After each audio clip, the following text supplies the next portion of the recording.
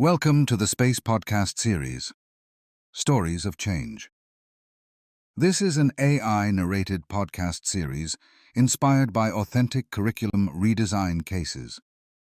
In each episode, we explore how educators are rethinking teaching and learning to build stronger connections between universities, students, and society. Hello and welcome. Today we're exploring a curriculum redesign journey within civic education that focused not only on community engagement itself, but on the careful preparation required to make that engagement meaningful, ethical, and sustainable. I'll be speaking with one of the redesign case holders about how a bachelor's level course began rethinking the relationship between students, civil society organisations, and civic learning, while deliberately resisting the pressure to move too quickly into implementation. When people talk about educational innovation, there's often an expectation that change should happen quickly and visibly. But your redesign seems to have started in a much slower and more reflective way. What prompted that approach? Yes, that's true. From the beginning, we knew we wanted to strengthen students' engagement with real civic contexts and collaborate more meaningfully with civil society organisations. But at the same time, we were cautious. We didn't want community engagement to become something superficial or symbolic, just another activity added onto the curriculum without proper support or reflection. So instead of immediately launching activities, the focus became understanding what meaningful civic learning actually requires. Exactly. We realised very quickly that civic engagement isn't simply about organising partnerships or sending students into community settings. It requires careful thinking about roles, responsibilities, learning goals, and ethical boundaries.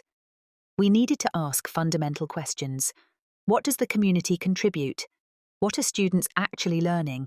And how can that learning be assessed fairly and meaningfully? And I imagine those questions became even more difficult because the redesign was happening within a context of institutional uncertainty. Yes, definitely.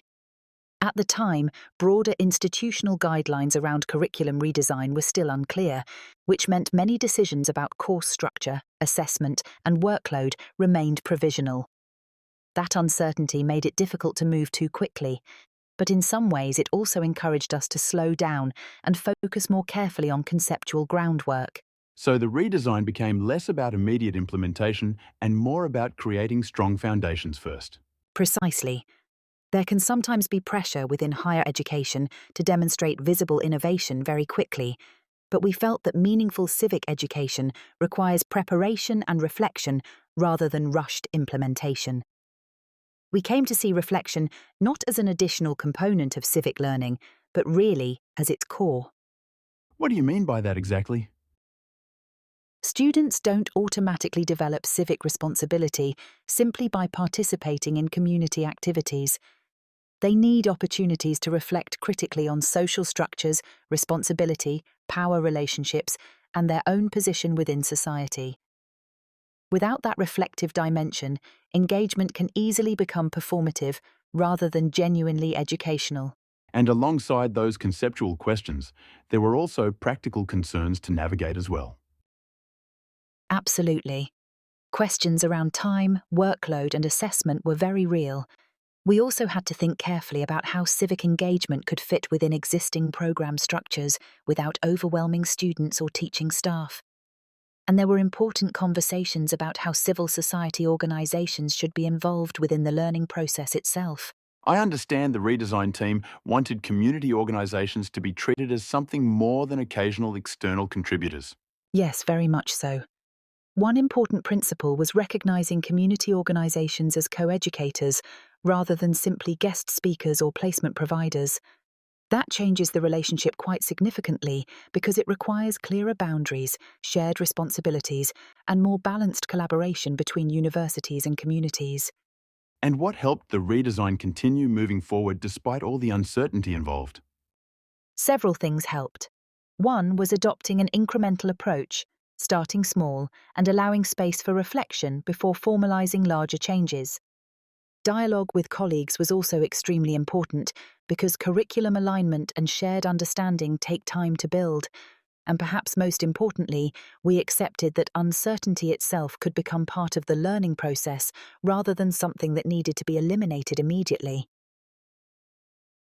And finally, looking back now, what do you feel is the most important lesson from this redesign journey? Probably that responsible educational innovation sometimes begins not with immediate action, but with careful preparation.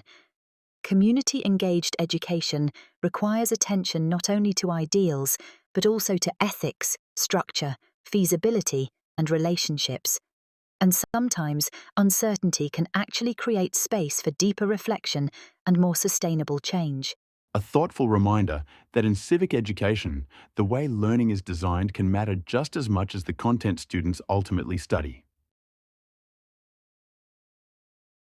This story is based on real experiences from curriculum redesign projects run under the Erasmus Plus Space Project. More information about the cases and the Space Project can be found on the website www.community-engagement.eu.